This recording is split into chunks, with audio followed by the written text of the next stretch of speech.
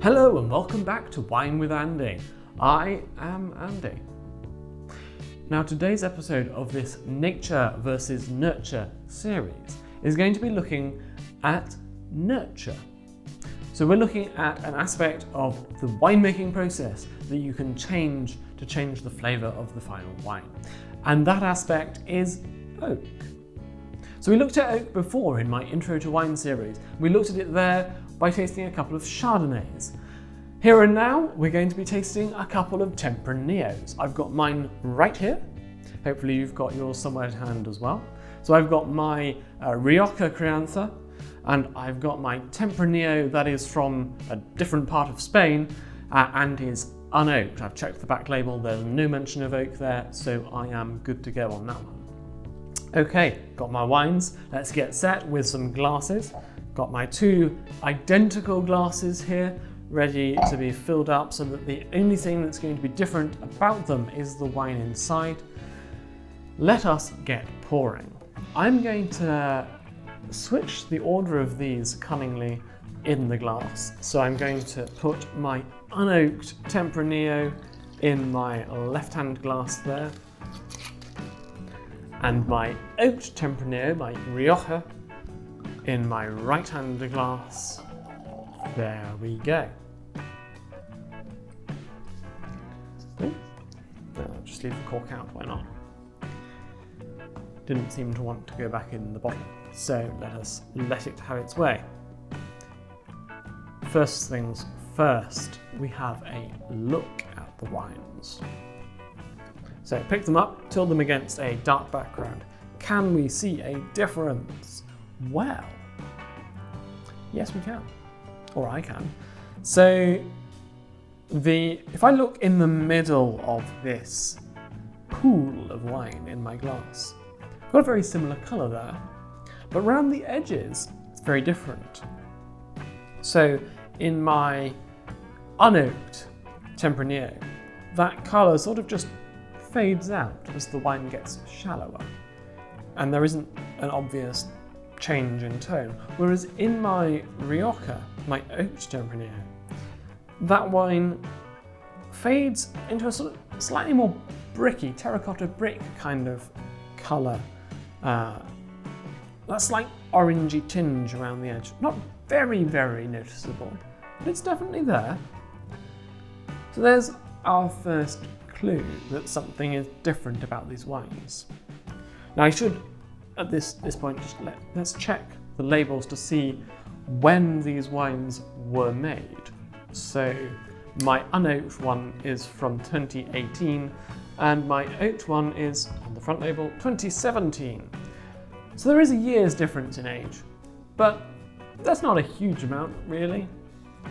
So one of the reasons that you might see that sort of difference around the edge, that slight brickiness in colour, is that wine is older. And that is the case here. So the one with that sort of slightly faded, slightly bricky edge is older. But that's not actually the main reason for it. The main reason is the oak. So as it sits in the oak barrels, those oak barrels are porous. They let some air in and some wine evaporate out. And that means that the wine is exposed to more oxygen, the same as during the aging process. It slowly sort of absorbs the oxygen that's already present in the bottle. And so you kind of get the same effect as a sort of accelerated aging in bottle by having it matured in that oak barrel. You get that brickiness around the outside. That is coming from that time in oak. Okay, moving on to the smell. Let's pick this up and give it a sniff. Ooh, that's nice. We've got nice, dark, slightly spicy fruit. What would I call that? Kind of plum, maybe? Dark cherry, maybe? But nice sort of, yeah, I think dark cherry is a good one because it captures that slight spiciness to it. That's a very nice descriptor for that wine. I'll leave that one with that. Let's move on to the Rioja, give that one a sniff.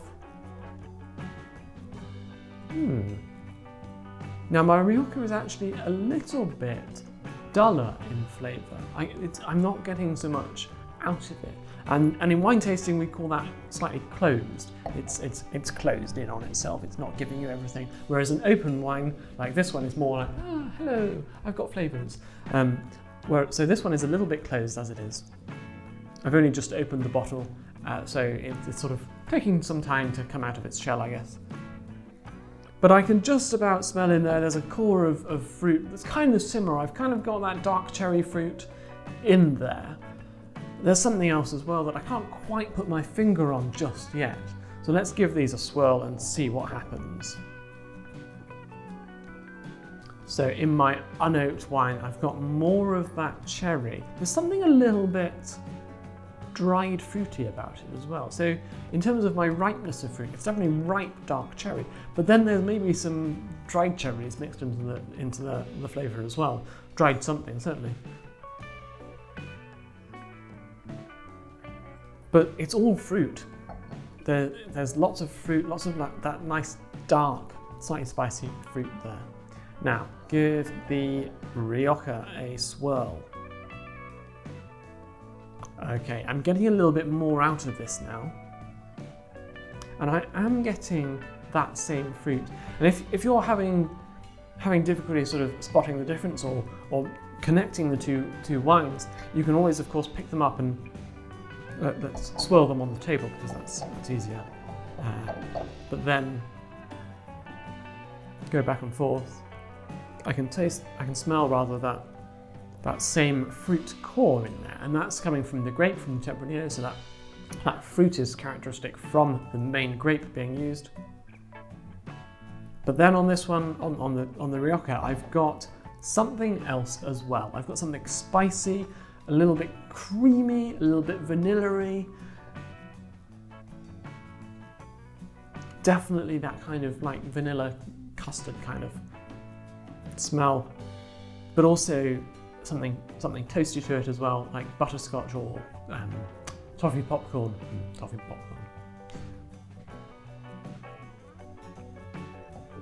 And if you cast your mind back to the tasting we did with the Chardonnays, those kind of toasty, caramelly, and vanilla I'm adding into that mix here with this wine, those flavours are coming from the oak barrels. They're actually coming from the wood. They're flavours that come from the wood that sort of infuse into the wine as it's aged in the oak barrels. All right, let's give these a taste. So pick this one up. This is my unoaked wine.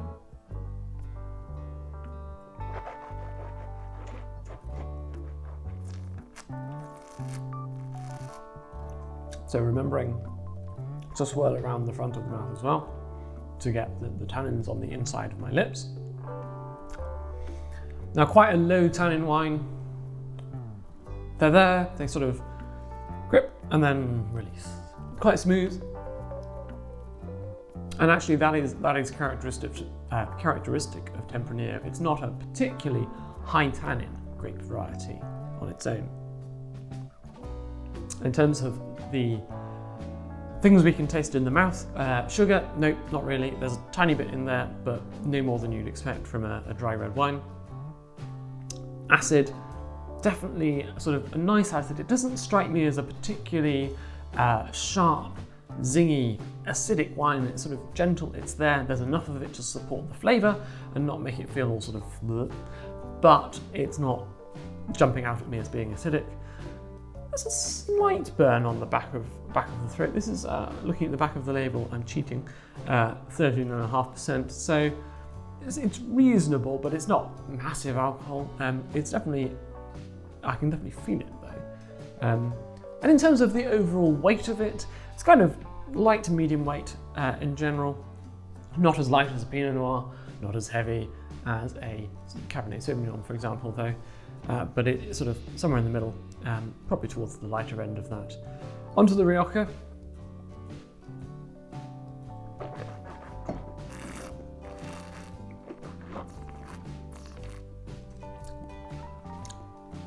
Quite juicy fruit, a little bit more acid actually. probably, it's still dry red. There's probably less sugar in this than in the previous wine. The alcohol doesn't, I'm not feeling that at all. What is this one? Let's have a look at the bottle and cheat again. Also 13.5%. I guess that shows you the difference in balance. There's a little bit more acid, a little bit more going on in this wine than in the unoaked wine. So the alcohol's less noticeable, maybe. Or maybe I'm just being weird.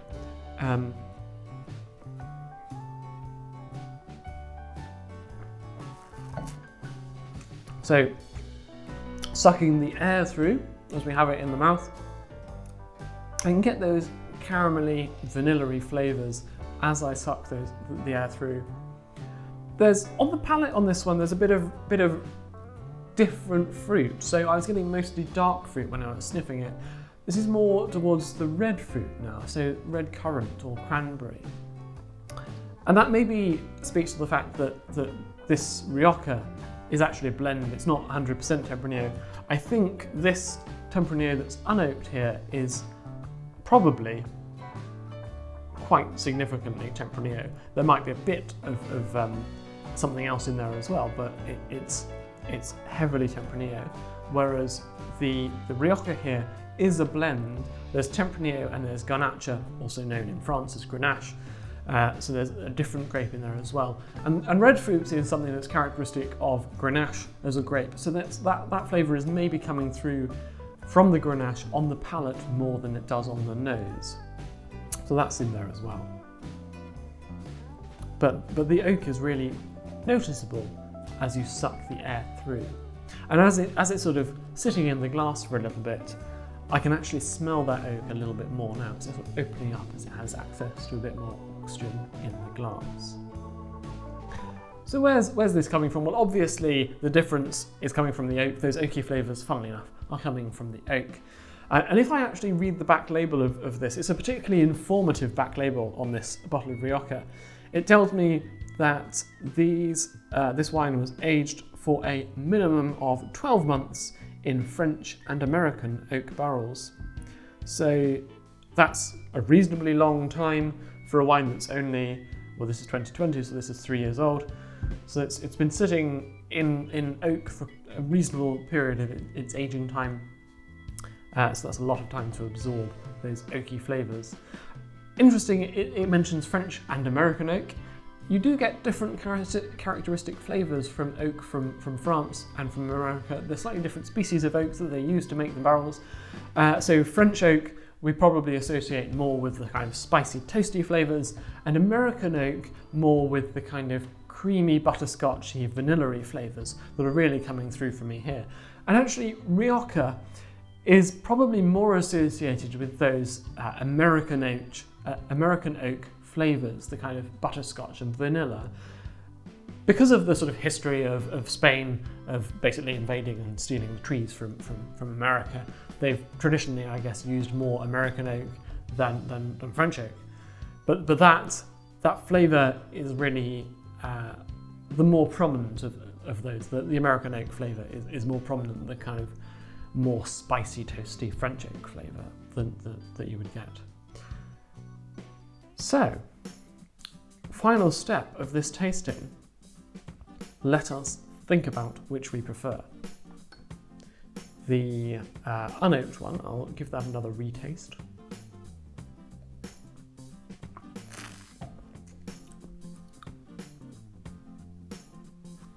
Or the oaked one.